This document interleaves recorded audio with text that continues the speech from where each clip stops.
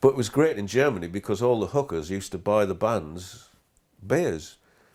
You know, there was never any, because business was business, but they took, because they knew we were all starving, basically.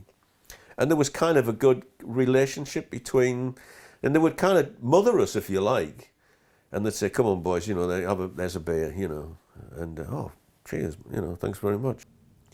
There was a clause in the contracts that you're not allowed to smoke on stage. And some of them were unscrupulous, that just the waiter would say, I saw him smoking, right, that's 100 marks off your contract, you know, just all these little tricks to play. We'd heard about this guy, Hendrix, and Bob, the guitarist's mum, used to send us records out so that we could learn them. We had a little portable record, and one of them she sent out was Hey Joe. Well, we're playing the Top 10 Club this particular evening. It was early on, because we used to play an hour on, an hour off, and we'd play 6 or 7 hours every night. I mean, it very arduous to start off with. And the Beatles talk about the Hamburg throat. I mean, you go out from England, where you were spoiled doing 2 45-minute spots, to 5 or 6 hours a night was a bit of a culture shock to most of us. But it did tighten up your harmonies eventually. And of course, we all drank and smoked as well, so it wasn't exactly the healthy lifestyle.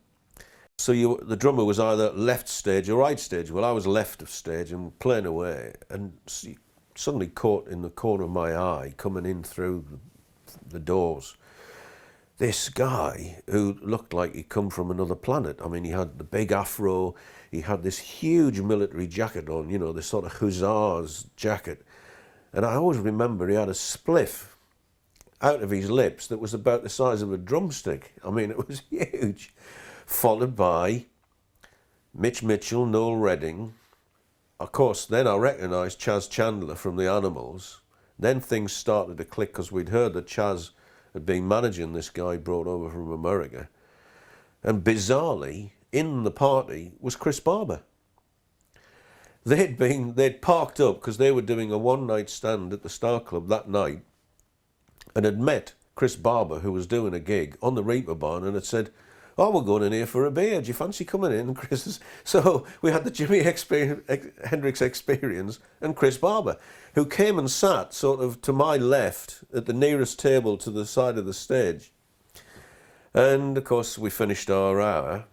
And of course, we automatically knew that they were Brits. So of course, we came off and went, hello lads, how you doing? You know, fancy a beer, blah, blah.